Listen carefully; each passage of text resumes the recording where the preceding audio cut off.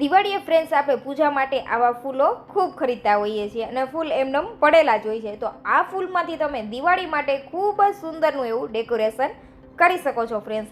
આ ડેકોરેશન બનાવશો ને એટલે તમારા ખૂબ જજા પૈસાની બચત પણ થવાની છે અને એકદમ યુનિક એવું ડેકોરેશન બનીને તૈયાર થવાનું છે. તો તેના માટે ફ્રેન્ડ્સ આપણે ફૂલ લઈ લેશું અહીંયા. તો આ રીતે એક સોય લઈ લેવાની છે. સોયની અંદર આપણે સૌથી પહેલાં આ રીતે 2 કલરના ફૂલનો ઉપયોગ કરેલો છે. તમે કોઈ એક કલરના ફૂલમાંથી પણ આ ડેકોરેશન રેડી કરી શકો છો.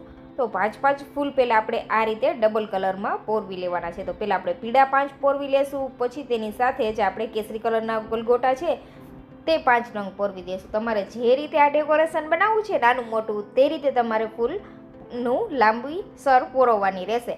તો આપણે અહીંયા 5 ગલગોટાની આ રીતની લાંબી એવી સર રેડી કરી લીધી છે ફ્રેન્ડ્સ. તમે જોઈ શકો છો ખૂબ જ સુંદરનું એવું આપણે દિવાળી માટે અહીંયા ડેકોરેશન રેડી કરવાનું છે ફ્રેન્ડ્સ. એકદમ યુનિક ડેકોરેશન લાગવાનું છે ફ્રેન્ડ્સ અને તમારા ડેકોરેશનના 4 ચાંદ લાગી જવાના છે જો આ રીતનું ડેકોરેશન તમે બનાવશો તો.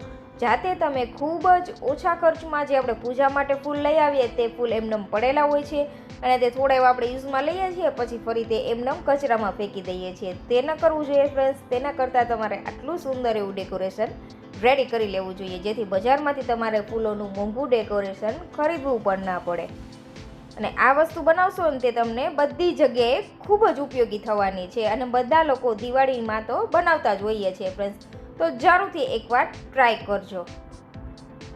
તો અહીંયા સરસ એવી આપણે એક સર રેડી કરી લીધી છે ફ્રેન્ડ્સ. તો તમને આ ડેકોરેશન વિડીયો પસંદ આવે તો ચેનલને સબસ્ક્રાઈબ કરજો અને વિડીયો વધુમાં વધુ તમારા ફ્રેન્ડ્સ અને ફેમિલી મેમ્બરમાં શેર કરવાનું તો ભૂલતા જ નહીં.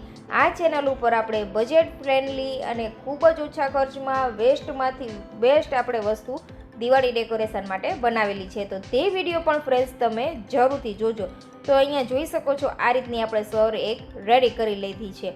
તો હવે લઈ લેવાના છે આસોપાલવના પાન. આસોપાલવ તો આપણે કાંઈ પણ નાનું મોટું ફંક્શન હોય ને ફ્રેન્ડ્સ ત્યારે લઈ આવતા જોઈએ છીએ.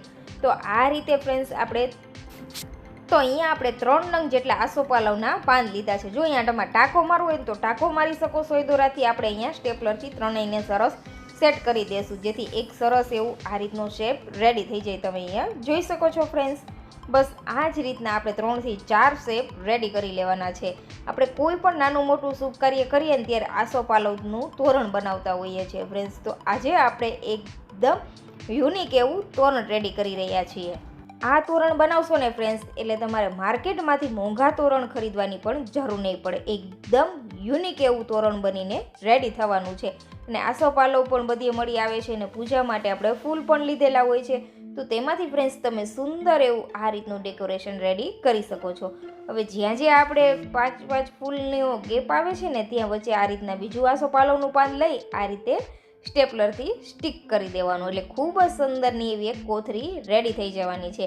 તમારે જેટલું નાનો મોટો દરવાજો હોય ને તે મુજબ આ તોરણ બનાવવાનું છે. ઘણા લોકો કારખાનામાં છે, ઓફિસોમાં છે ત્યાં દિવાળીએ નવા તોરણ લગાવતા હોઈએ છે. તો એમનેમ આસોપાલવનું સિમ્પલ તોરણ લગાવવા કરતાં ફ્રેન્ડ્સ આ રીતે એકદમ યુનિક બનેલું તોરણ તમે લગાવશો ને એટલે ખૂબ જ સુંદર એવું લાગવાનું છે. તો ફ્રેન્ડ્સ જરૂરથી આ રીતે યુનિક તોરણ ટ્રાય કરજો. સરસ એવું લાગશે અને તમારે વધુ ખર્ચ પણ નહીં કરવો પડે. નકામી વસ્તુમાંથી બનીને તૈયાર પણ થઈ જાય છે. ઘણા લોકો આસોપાલવ છે, આંબાના પાન છે એના તોરણ બનાવતા હોઈએ છે. તો ફ્રેન્ડ્સ આ રીતે એકવાર આ ફૂલો અને આસોપાલવનું તોરણ બનાવશો ને એટલે તમારું ખૂબ જ સરસ દિવાળીએ ડેકોરેશન લાગવાનું છે. તો તમે જોઈ શકો છો ફ્રેન્ડ્સ આ રીતનું આપણે સરસ એવું ડેકોરેશન રેડી કરી લીધું છે. તોરણને સરસ સેટ કરી દીધું છે. હવે જ્યાં જ્યાં ગેપ દેખાય છે ને ત્યાં આપણે એક આ રીતનું બીજા કલરનું ફૂલ ચિપકાવી દઈશું. જો અહીંયા ફૂલ ન ચિપકાવવું હોય તો એમનેમ પણ તમે સરસ એવું આને ચિપકાવી શકો છો. ખૂબ જ સુંદર લાગે છે ફ્રેન્ડ્સ. તો અહીંયા આપણે બીજું સફેદ કલરનું ફૂલ લીધું છે તેને સરસ અહીંયા ચિપકાવી દઈશું. જો અહીંયા ગુલાબ મળે તો ગુલાબ લઈ શકાય અથવા તમે ગલગોટાનું ફૂલ પણ ચિપકાવી શકો છો. અને ન ચિપકાવો તો પણ એમનેમ સુંદર એવું લાગી રહ્યું છે ફ્રેન્ડ્સ. તમે અહીંયા જોઈ શકો છો. તો આ યુનિક તોરણનો આઈડિયા ફ્રેન્ડ્સ તમને કેવો લાગ્યો કમેન્ટ કરીને જરૂરથી જણાવજો. અને વિડીયો પસંદ આવ્યો હોય ફ્રેન્ડ્સ તો મને સપોર્ટ કરવા માટે વિડીયોને એક લાઈક જરૂરથી કરી દેજો. અને આ દિવાળીએ ફ્રેન્ડ્સ એકદમ યુનિક અને નવીન ડિઝાઇનનું તોરણ જરૂરથી ટ્રાય કરજો. આ તોરણ બનાવશો ને તો માર્કેટના મોંઘા તોરણ તમારે ખરીદવાની જરૂર પણ નહીં પડે.